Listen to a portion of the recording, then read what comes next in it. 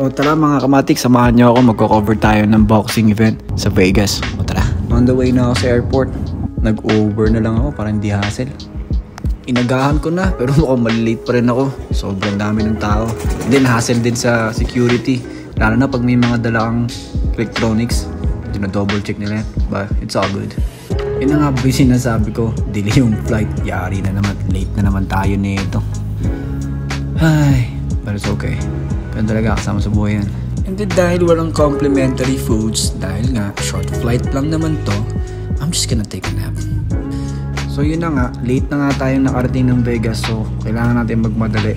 Pipikapin ko pa yung aking rent-a-car. And then susunduin ko pa yung aking Mongoloid the best friend. And diretso na tayo sa aking best friend na ayan talaga mukhang Mongoloid. So yun na nga, sobrang dami na ng tao sa way-in.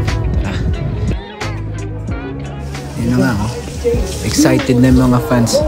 By the way, Vegas to, sobrang init, so you know. Eskapo na tayo bago pa tayo abutan ng traffic. Dito nga pala kayo mag-i-stay.